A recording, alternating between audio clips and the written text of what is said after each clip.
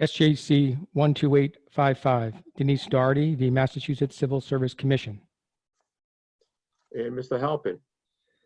Good morning, Justices. Again, my apologies, and may it please the court. Michael Halpin, Special Assistant Attorney General representing the Department of State Police.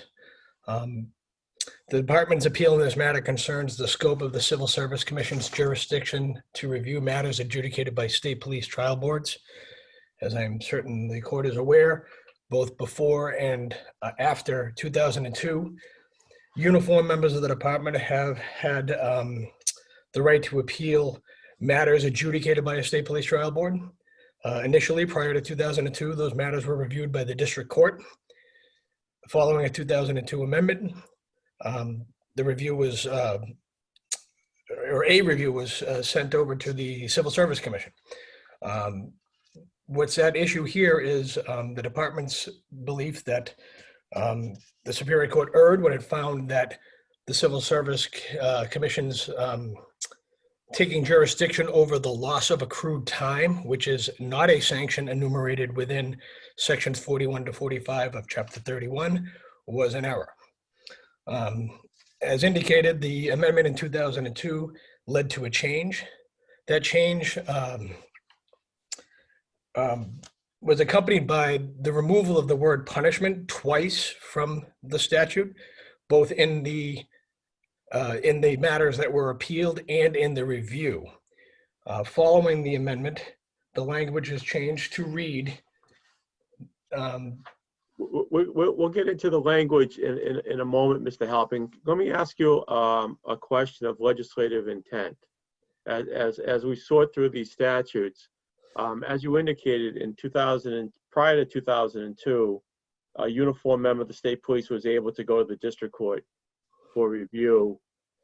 Wouldn't you say that the new legislation gave uniformed members of state police additional protections in that they get to go to the commission and then have judicial review under Chapter 30A? So isn't that inconsistent with your argument that the legislature actually decreased the authority of review, or the ability of review? I would contend no, Your Honor. The change is just that, a change. I think one could quarrel over whether the change was an increase in protections or a loss in protections, but the reality is all trial board matters, which can include matters that are not adjudicated by the Civil Service Commission, were previously entertained by the district court. I would contend that one of the legislative intents might to have been to eliminate that burden, because what you had was a lot of minor disciplinary matters being adjudicated in a district court. Well, let me ask you about the scope of that, and forgive me for not knowing what punishments are meted out by the trial board. So suppose there's a complaint and there's a letter of reprimand in a personnel file. Would that be something the trial board would do? Yes, the trial board can recommend any level of discipline. It is, in fact, only that, a recommendation. The colonel actually imposes. Okay, so if the trial board says someone's going to be written up prior to 2002, that could go to the district court? Correct. And since that time, since now the matters are reviewed by the Civil Service Commission, the commission itself has recognized a limitation upon its jurisdiction and not entertained those matters because they are not encompassed by sections 41 to 45. But in this particular case, they have taken jurisdiction over a matter that is not enumerated in that. What about, as Judge Altman found, the functional equivalent argument that this is when you dock someone 2 days vacation pay, you're really effectively taking money away from them? Well, you are taking time away from them, but the sanctions are quite different. As indicated in the brief, the factual differences between a suspension and the loss of accrued time are significant and many. A suspension actually results in a temporary separation from employment. It results in the loss of seniority. It results in the loss of creditable service towards retirement. Members who are suspended are no longer deemed to be members of the department. They cannot utilize police powers. They are not eligible for overtime or details or any other service. whereas the loss of accrued time results in none of those consequences. And in fact, members, in addition to being subject to losing accrued time, are only allowed to carry over certain amounts of time anyway. So they would forfeit sometimes time at the end of the year, regardless of whether they've been punished or not. So the penalty is actually quite minor, and not severe, and not at all the equivalent of a suspension. And also, both the commission and at least one prior court finding the loss of accrued time to be a functional equivalent flies directly in the face of showing deference to the department's interpretation of its own rules. The department clearly does not view them as equivalents or interchangeable punishments. They are alternative and quite different penalties that are meted out to employees. So in accordance with, consistent, deference being given to the agency that both promulgates and enforces its regulations, the department would contend that deference here should be shown to the department's interpretation, not the commission's, nor any other prior superior court addressing the matter. What in your view, what's the impact of the error in closing the proceedings? So whatever error occurred, I think we could quarrel over whether the commission could have done something different. What did you concede? Did you concede there was error? No, I would argue that the commission has to have some authority to balance the harms that would be caused not only to a person requesting the public hearing pursuant to the statute, but to those impacted by the disclosure of confidential information such as Corey during those proceedings. The commission has routinely sequestered witnesses and taken other actions such as impoundment of material, etc., to prevent those harms from occurring. And I would say that the commission must have that authority to do that in relation to a public hearing. But you would concede a better decision would have been not to have a blanket order, correct? I would contend that you could have used less restrictive means to achieve the same result. However, I believe that it is clear in the law, all of the relevant statutes, Chapter 31, Sections 42, Chapter 31, Sections 41 and 43, all require prejudice to occur when there's an error of law or a procedure that is unlawful. Here, Doherty has done nothing to demonstrate that there's been any prejudice as a result of whatever harm occurred as a result of the commission's decision to close the proceedings in their entirety, which she must do in order to reverse that decision. But again, it's the department's main contention that jurisdiction is wanting to begin with. Just Cipher. If you unmute. So Attorney Halpin, you're saying that the commission lacked jurisdiction to hear the appeal because the penalty wasn't contemplated? Correct. The amendment in that case, if that's true, then would there be no method of reviewing the trial board if they chose a punishment or a discipline or a sanction that's not specified?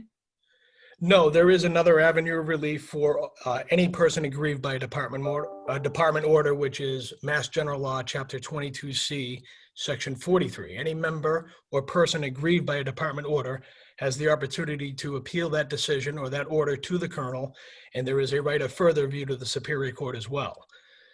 Okay. So the fact that the legislature would likely have been aware of the existence of that statute, in my view, lends credibility to the argument that it in fact did intend to give uniform members, which contrary to what has been suggested by the commission in its brief, does not just involve unionized workforce. Uniform members are defined under the statute from the lowest ranked trooper to the colonel. Every member appointed to the department is a uniform member and is subject to discipline under 22C13. So this was not a unionized or union-specific piece of legislation. This is a department-wide application of a disciplinary process, which is also authorized under Chapter 22C, Sections 3 and 10. So the department really believes strongly that the legislature was aware of the other avenues of relief, probably was likely aware of the fact that minor disciplinary matters were clogging up district court dockets, and did in fact intend to give exactly what it already gave to tenured civil servants, and nothing more and nothing less, which is a right of review of certain disciplinary matters under Chapter 31, Sections 41 to But 45. essentially, counsel, the trial board can basically control the avenue of appeal by controlling the decision it makes with regard to discipline. Well, again, the trial board makes a recommendation to the colonel. It would ultimately be the colonel's Well, determination.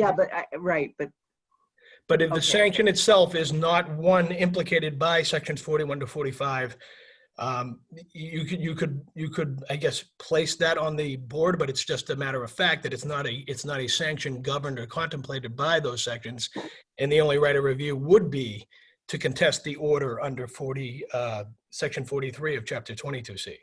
Thank you. Can I ask, so what is meant by the regulations that say that losing accrued time can be the equivalent of or used as a substitute for suspension? So the actual phrase used, Justice, but I'm sorry, is an alternative. So that comes from Article 5 of the Department's Rules and Regulations, and there are attendant guidelines, which are intended to give guidance to the actual trial boards in how they determine punishment. What it is a suggestion that you may, in lieu of suspensions, as an alternative punishment, offer the loss of accrued time. And it again is posed to those members as guidance, and it is posed to them as an alternative, not a substitute or the equivalent to the penalty. And that's really the bone of contention here, is that both the commission and at least one prior, or now two prior courts, have said that, well, these appear to be interchangeable or the equivalent. And again, both in fact and in their plain language, they are quite different penalties. Thank you. Thank you, Mr. Halpin. Mr. Kittredge. Thank you.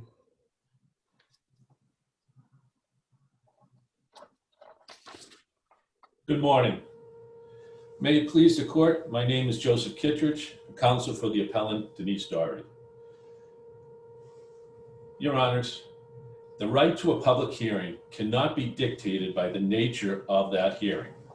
We request that this court reverse the lower court's decision to the extent that it refused to permit Denise Doherty to have the case remanded to the civil service to be afforded her right to a public hearing.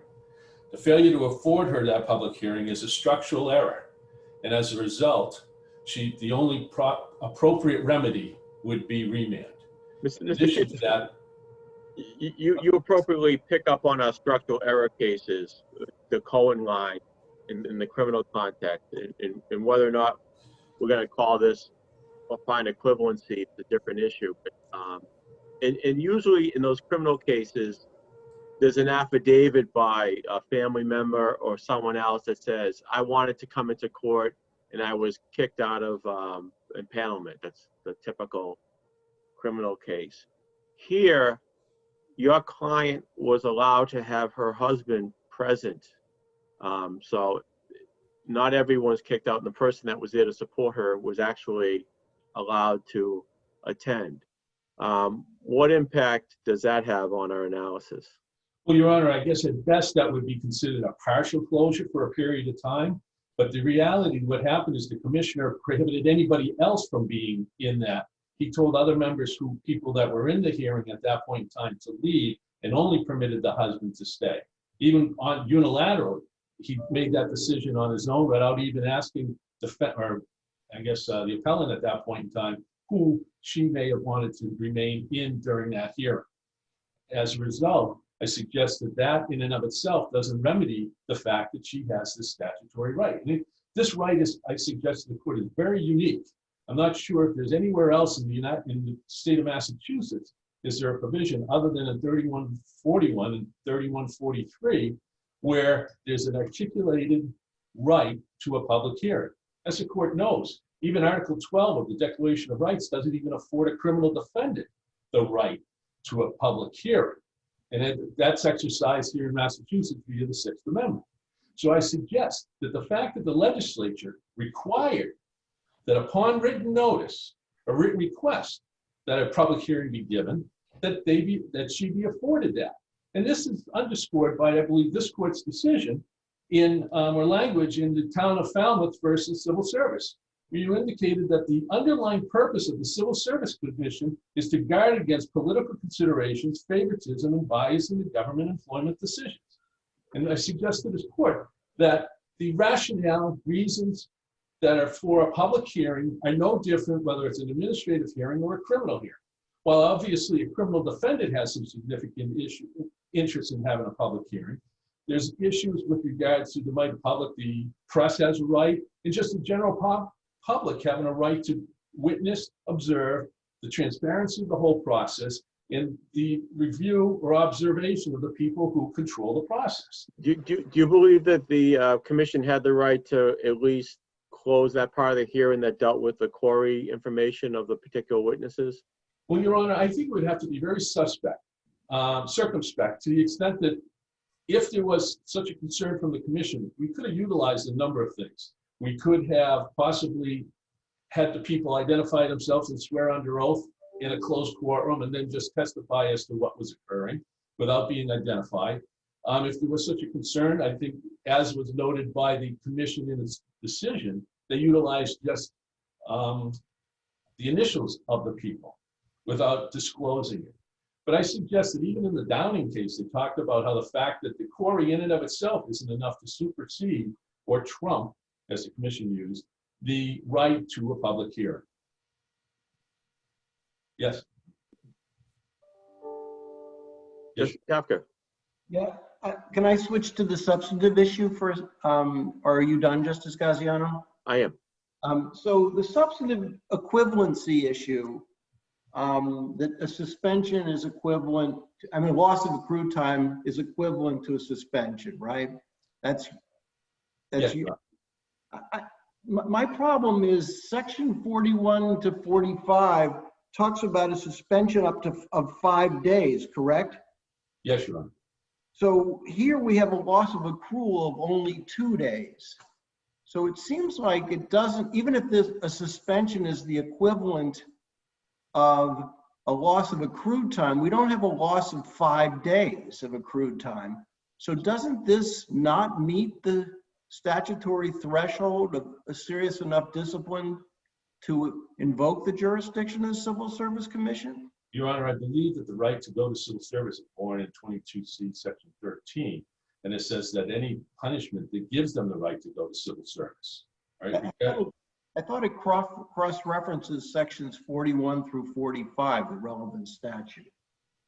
Yes, Your Honor, but to have it be consistent with what the pre-existing statute was and consistent with the, if you will, increase of the review of the whole process at the prior level before the change in being switched over to civil service, any type of discipline was permitted to go to the district court. And this was just... They didn't just transfer the jurisdiction. They included substantive language that referenced 41 through 45. And 41 through 45 doesn't allow anything to go. It only allows things that are more significant. And I'm just wondering why no one argues this. Because it seems to me, I get the point that a suspension, a loss of accrued time may be the equivalent of a suspension, but the only suspensions that 41 through 45 allow are those that have up a 5-day suspension. And maybe I'm misreading it, but I just would like someone to point out in the statutory language why I'm wrong. Your Honor, I'd have to look at the statute. I'm not sure exactly why that would be the case. I apologize. Okay. I'll ask the same question to Mr. Quinan when he speaks too. Just slowly. Yes, so your position is that the commission was wrong and there was a lack of substantial evidence and there was no support for the discipline. And one of the things you rely on, I believe, is that the commission didn't seem to address the alleged perjury of FE and NR when finding them credible. But my question is, couldn't the hearing board, or for that matter, the commission, look at the situation, take the overall testimony and perhaps find that a particular witness lacked credibility in one area, but overall credibility was found, which would have supported substantial evidence for the discipline imposed? Yes, Your Honor. I think that the commission could do that, but there was no reference or even taken into consideration some of the other testimony or any notation within its findings with regard to the other evidence that was presented during that hearing. Therefore, I suggest that it wasn't given proper weight when the evaluation was being done. And I presume you would include within that whether or not your client said anything to the Longwood employees about they couldn't return to work. Yes, Your Honor.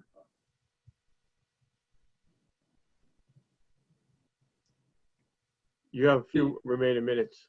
Yes, in addition to the substantive error or structural error, I suggest that it was incorrect and improper for both the commission and the lower court to rely or suggest that my client, Denise Doherty, was required to show prejudice at the time that the commission refused to give her public hearing. The issue of prejudice is only something for the reviewing court. It's not a precondition under section 41 or 43 to establish before she's given her right to a public hearing. And therefore, I suggest that the court it wasn't correct for the court to rely in part on the fact that she didn't establish prejudice at the time that she was denied the hearing. If there are no other questions, I request that this court remand the matter for a new hearing, or in the alternative, find in favor of my client that there was no substantive evidence to support the finding of guilt. Thank you. Thank you, counsel. Queen? Good morning. Assistant Attorney General Rob Quinnen for the Civil Service Commission. This case presents two important questions of law. First, what did the legislature intend in 2002 when it transferred from the district court to the Civil Service Commission jurisdiction to review disciplinary actions taken at the end of a trooper misconduct trial? A, was the commission to hear appeals from any adverse final decision of a trial board implemented by the colonel, as the district court historically had done? Or B, did the legislature's vague reference in the amended statutory text to 5 broad sections of the civil service law somehow constrict the types of disciplinary appeals the commission could entertain? Can I stop you with your first point about vague references? Yes. We under your view, we have to essentially ignore the reference to section 41? No, I think it's important to look very carefully at exactly what that sentence says.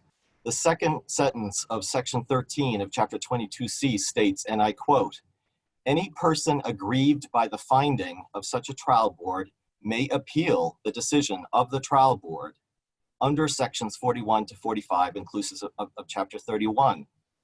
Take note of the word under. The legislature did not say as permitted by. If they had said as permitted by sections 41 to 45, then the department's argument would hold water, but it does not. So in your view, if the trial board and ultimately the colonel approved of a letter of reprimand going into someone's file, could that go before the commission?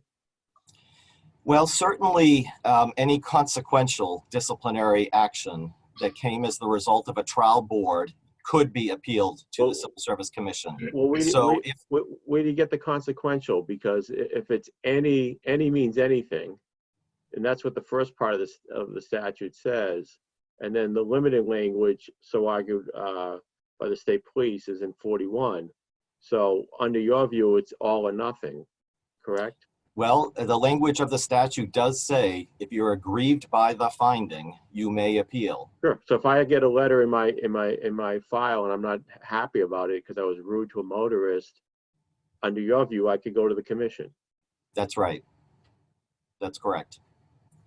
I think Justice Kafka has a follow-up on that. Sure. Yeah, I'm having trouble with this. If you're not a police officer and you're going to the Civil Service Commission, don't you need to meet that, like if it were a suspension that it has to be 5 days, if we're 4 days, you wouldn't be able to appeal that to the Civil Service Commission? No, you would be able to appeal under section 42, not section 41 of chapter 31. 42 provides The only difference for a suspension of less than 5 days is that it need not be preceded by a local appointing authority hearing, but you still have the right to appeal that to the Civil Service Commission. And that does happen all the time. So you can appeal, even as Justice Gaziano says, any little thing. You get a reprimand, they tell you to move your desk over, you can appeal that to the Civil Service Commission. Your desk Well, is, the you know, first sentence of section 13 of chapter 22C says that a uniformed member of the state police who's tenured and against whom disciplinary charges have been preferred and has been tried by a trial board. So it's unlikely that if you've been ordered to move your desk, that's going to result in disciplinary charges heard by a trial board. So those aren't cases that would get to the Civil Service Commission. but in the rest of the civil service, in your view, anything like that can be challenged. And I mean, Well, we know from a 1993 decision of this court, the Johnson versus Superintendent of Mass State Police, that the Boston Municipal Court before 2002 had the statutory right to review the forfeiture by a tenured state trooper of a few days of vacation time, just as here, after being charged with violations of state police rules and regulations. So all we're asking is that that same right be respected I'm post-2002. just trying to understand the way the Civil Service Commission laws work in general, because this cross-reference to me. So again, if I'm a state employee and I get any kind of letter of discipline or anything like that, I'm a tenured state employee. Not that a lot of the state employees are tenured anymore, but they get the right to challenge that to the Civil Service Commission, a letter of reprimand or anything like that. If they're brought up on disciplinary charges and they're tried by a trial board and there is an adverse finding by the trial board. To the police, but the police cross-reference, to me, I'm not as convinced as you are that the cross-reference to 41 and 45 is just procedural as opposed to substantive. And I'm trying to understand if all employees in the state who are tenured get those rights, then I get it. But if there are limitations on their rights, then I'm wondering whether the police have the same limitations. But Well, again, they certainly did not prior to 2002. And the I know state they police have always been treated differently than other public safety employees. So they are unique in that regard. And this type of punishment is also unique. Municipal police departments typically do not impose forfeiture of leave time. So if they take away an hour of accrued time, that can go to the Civil Service Commission. 15 minutes of accrued time. Well, what's equally illogical is that they could take away 30 days of accrued time. And if the department's argument prevails, then there would be no right of effective review. Whereas if they were suspended for just 1 day, they would have the right to go to the Civil Service Commission. I'm just going to, in honor of the chief, I'm going to ask his favorite response, which is, just answer my question first, which is, if it's a 15-minute loss of accrued time, is that covered? If that is the ultimate finding of a trial board after disciplinary charges have been preferred and the individual's been tried, and that's the final action, and the troopers aggrieved by that, then under the language of Section 13, yes, they would have the right to go to the Civil Service Commission. Okay, thank you. Now, I think I've made my argument that the language in the second sentence of Section 13 is procedural, and it sets forth the standards that are specified in Sections 41 to 45 for commission and then subsequent Superior Court review. But it does not indicate a constriction of the trooper's historical right to independent appellate review of any consequential disciplinary action. There was no limitation, it's very clear, in the law as it existed before 2002, and this court recognized that in the 1993 case I referenced.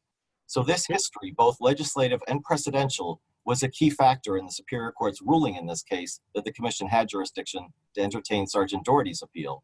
Can I ask you to briefly address the closed courtroom or closed hearing issue? Would you concede that it probably wasn't a great idea to close the entirety of the hearing, and if to the extent it was necessary to protect core information, the portion of the hearing dealing with those witnesses should have been exclusively closed? Well, there were two particular difficulties here, Your Honor. First of all, there were 10 individuals that Sergeant Doherty had interviewed and allegedly had threatened. 8 of those individuals were interviewed by state police investigators, and all of that testimony could have played out in the Civil Service Commission hearing. So it would have been very difficult to anticipate in advance which criminal history of which individual might be elicited upon any given question. The second difficulty is that the appellant waited until the very last minute to submit the written request for a public hearing. It was submitted after the formal hearing had started.